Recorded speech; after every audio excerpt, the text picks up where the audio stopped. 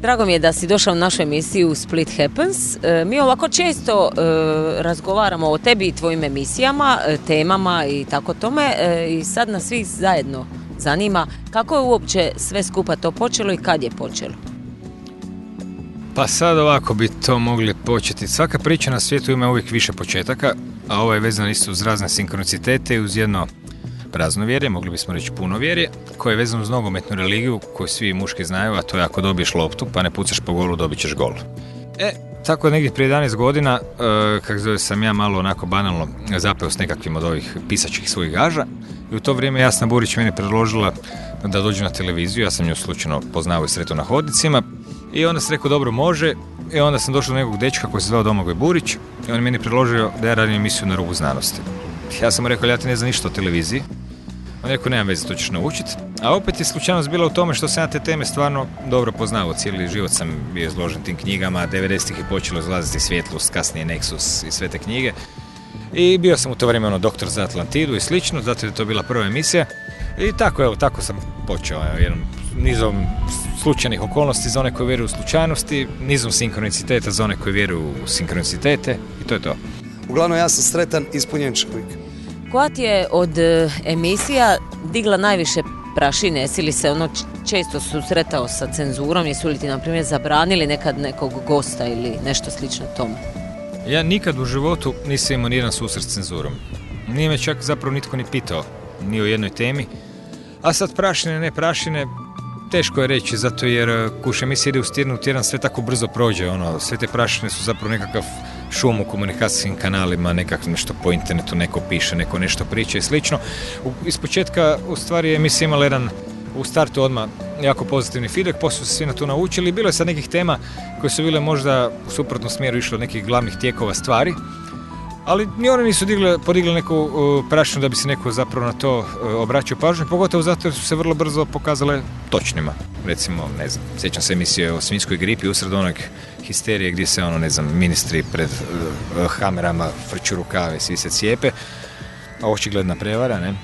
I onda je bio baš emisija recimo sa tom Austrijankom Jen Burgermeister koja je usred te silne histerije koje je teško sad pojmiti kakva je bila kad si izvan nje, a kad si u njoj onda cijelo društvo je tada bilo, cijeli svijet, da kažemo, onda to malo drugačije izgleda, ali jednostavno, bilo mi drago što čak ljudi nisu ni zbog emisije Na rubu znanosti se ne išli cijepiti, jer ona išla u ponedjeljak na večer, a u ponedjeljak jutro su se otvorila cijepilište i svejedno nitko nije otišao, što znači da se još uvijek možemo pouzdati u zdrav razum i intuiciju ljudi. Mislim da mene to jebe. Bilo je više nekih pokušaja da te pometu s ekrana, neki su se znanstvenici bunili, je to istina? Pa bile su sad u stvari 4 nekakve akcije, ajmo reći. 2 su bile relativno nezamijećene, 2 su bile malo zamjećenije, a u biti je riječ o jednoj ovako skupini ljudi kojih nema zapravo puno, koji općenito, koliko sam ja primijetio ovako nasumce, nisam se baš time bavio, općenito imaju na tapeti razne teme, kongres alternativne i klasične medicine na veterinarskom faksu, nešto tu ne valja. Dani Nikole Tesle, neko predavanje o čudnim sposobnostima Tesla, nešto tu ne valja. Homeopatija ne valja. U isto vrijeme su te iste grupacije organizirale okrugle stolove na kojima su recimo pozivali isključivo zagovornike GMO-a ili isključivo zagovornike cijepljenja i slično. Tako da, i naravno da se to sve bilo uglavnom na internetu. To je samo ogromna buka u kanalu koja zapravo sa samom televizijom nije imala nikakve veze. Dapače, čak su neka vijeća kojima su slani neki upiti rekli da se tu zapravo ništa ne zbiva, pa to bi bilo više kao oluja u čaši vode.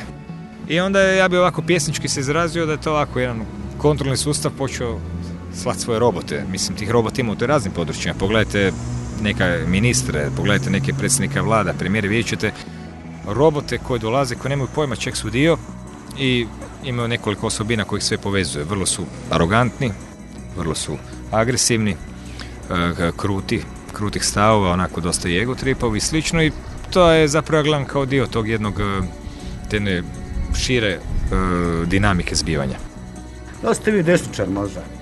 Često u emisijama imaš goste, teoretičare zavjere. Ima li neka od tih koja ti je onako najdraža od zavjera? Teorija. Pa kao prvo ne postoje teorije urota, nego teorija urote, to je u stvari jedna jedina, a ne postoji ni teorija urote. To je u biti jedna etiketa koja se stavlja kada bilo tko počne pričati o tome kako se svijet centralizira. Znači, financijske, vojne, političke moći se centraliziraju i to se predstavlja kao da je to logična posljedica nekih unutarnjih ugrađenih mehanizama. Krize nastaju zbog nekih nevidljivih mehanizama ekonomije. Ratovi nastaju kao produžetak neke politike. U biti istina je ta da su svi ti događaji dirigirani i da postoji namjera iza događaja. I to je jedina razlika. I zato sam ja skovao jedan izraz koji se nazvao teorija spontanog razvoja događaja. Kad mi neko dođe i veli, a to ti je teorija urota, onda mu mogu reći, shvaćam. Ti vjeruješ u teoriju spontanog razvoja događaja. To je jedna nevjerojatna priča koja kaže da se sve zbiva slučajno ili nekom unutarnjom logikom. Ali u stvari bilo je tih nekoliko autora koji su se time bavili. William Engdahl je najpoznatiji od tih autora koji je pisao o novcu i o nafti. Jeffrey Grupp, autor knjige Korporatizam, jedan profesor iz Amerike koji se isto bavio korporatizmom, odnosno to je u biti to, ako maknemo ove etikete. David Icke je naravno tu bio u više navrata kad je dolazio u Hrvatsku na predavanja i danas bi se moglo reći da baš hoćemo baratati tom jednom bezveznom etiketom, da bez toga se zapravo svijet ne može ni interpretirati. Jer to je ono zapravo što se događa. Upravo jedan zakulisni utjecaj koji kod nas dolazi, on se pitamo, pa zašto svi ovi ljudi rade, koji imaju nekakve ovlasti, rade nešto potpuno suprotno od onog što bi svaki čovjek na ulici napravio zdravog razuma i pritom se uopće ne obaziru ni na kakvo stručno mišljenje pod provjeru. Stručne ekspertize se odbacuju, demokratske donesene odluke se odbacuju i na kraju krajeva možemo to svesti jednostavno u dvije riječi, to je jedna manipulacija u stvaranju jedne, baš onako kako bi se to reklo, orvelovske svjetske diktature. I ne moramo ići uopće daleko, prije 10-15 godina to je bila nekakva pričica, teorija, ali danas, evo, sa ulaskom u Europsku uniju, pogledajte, pitate se samo razne ljude koji se bave raznim djelatnostima, u kojoj mjeri su se susreli sa raznim restriktivnim zakonima koje je netko donio bez ikakvog demokratske procedure. Jer ako baš hoćemo reći pošteno onako, znaš, kako se Bobu Bob, onda se radi zapravo o uvođenju fašizma, jer, pazite, fašizam se definira kao spoj jake, centralizirane, neizabrane vlade i korporacija. Upravo je to ono što je odlikuje Europsku uniju. I korporaciju zvanu SAD također i još neke druge strukture na svijetu. I u principu to se i događa. Jedan talijanski pisac je jednom rekao, kad sljedeći put fašizam dođe, onda će on reći da je antifašizam. Što bi ti odgovorio za ulazak u Europsku uniju? Zar nije ovim zemljama koji su već u Europskoj uniji prilično dobro, pa bi možda kad Hrvatska uđe bili bi svi jedna velika sretna obitelj? Di ti živiš, čovječe? Mislim, koje zemlje je dobro u Europskoj uniji? Pazi, svaki dan se jedan francuski seljak ubije, a to je zemlja koja dobiva najveće poljoprivredne subvencije. U Poljskoj su uništena brodogradilišta, željeznice su privatizirane, nemaju dosta vagona, nema više ovih medicinskih centara u gradovima, nema ko raditi, ne. U svakom slučaju, zemlje Europske unije su sve prezadužene, sve idu prema dolje, a ključni problem je to što postoji razlog zašto je to tako. Naime, Europska unija je Maastrichtskim sporazumom 1992.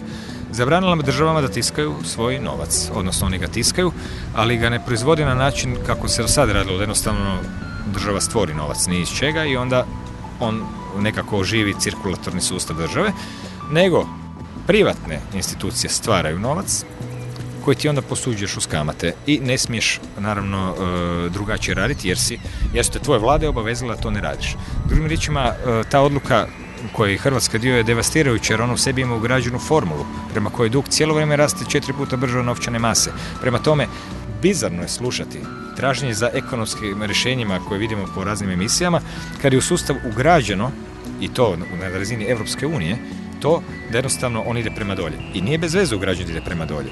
Europska unija je samo jedna faza.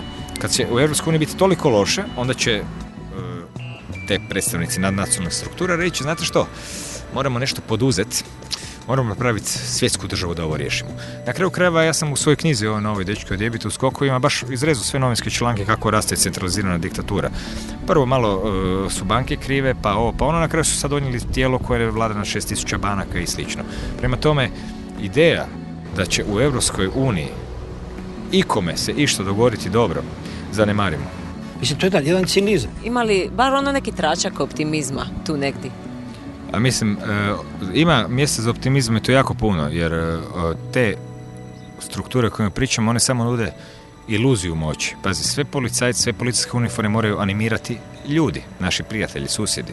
Suce isto tako i sve drugo. Drugim riječima, danas već ta jedna epidemija koju sam spominjao, drugačijih pogleda na svijet, će u konačnici rezultirati time da zapravo će se pokazati da je sama konfrontacija protiv sustava ili unutar sustava potpuno besmislena, jer kad je nešto glupo, onda jednostavno možeš to ignorirati i raditi po svom, a snaga je u velikim brojevima. Najbolji primjer toga je recimo širenje ulja od konoplje kao lijeka, koje naravno je trenutno izvan zakona jer je vezano uz THC i slično, međutim niko ne želi da mu na grobu piše umro sam po zakonu. I to je točka gdje stvari prestaju. Tako da sa informiranošću i sa znanjem će ljudi jednostavno biti prisiljeni ignorirati. To nisu stvari gdje ti možeš raditi kompromise. To je ili si, da se izrazim slikovito, ili si djevica ili nisi djevica. Ne možeš biti jedno i drugo isto. Ili si slobodan ili nisi slobodan. Nema sredine između. Ili ćeš se cijepiti ili se nećeš cijepiti. Nema sredine.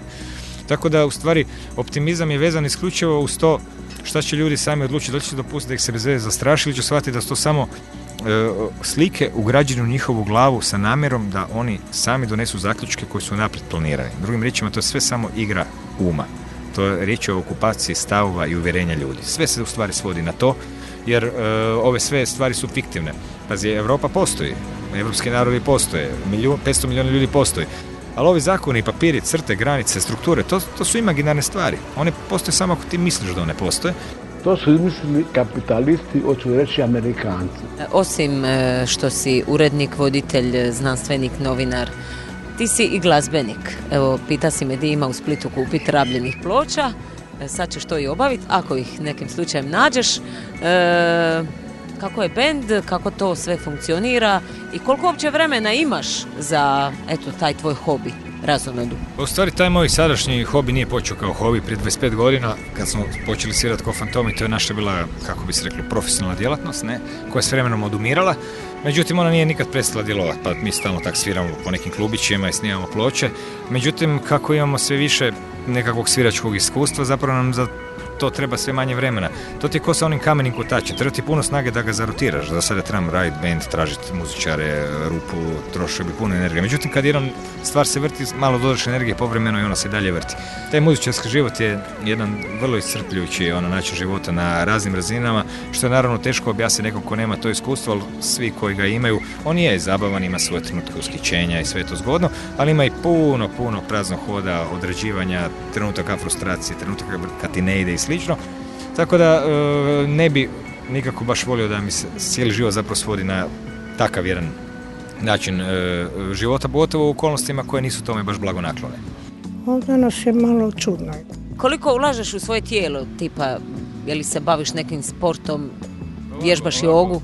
U svoje tijelo ulažem nekih 15-ak smotanih cigareta dnevno, 3-4 kave. Ne bavim se nikakvim sportom, barem ne aktivno. Dobro, stalno sam na biciklu ako se to računa, to mi je glavno transportno sredstvo već 20 godina. Povremeno igram nogomet, ping-pong, tenis, to su mi tak ti sportovi s loptom su mi zavorni, prije bio je squash u igri, a inače se ne zamaram niti razmišljanjem o kondiciji, niti o ikakvoj fizičkoj kultivaciji. Kaj Bog da. Ako bicikl nečem služi, tome je dobro, ja ga ne koristim u te svrhe, nego zato da bi što brže stigao od točke A do točke B. I to je moj glavni cilj, i da mogu ugodno i bezbrižno stići nekim drugim transportnim sredstvom, išao bi njime. Ali bicikl je još uvijek tu number one.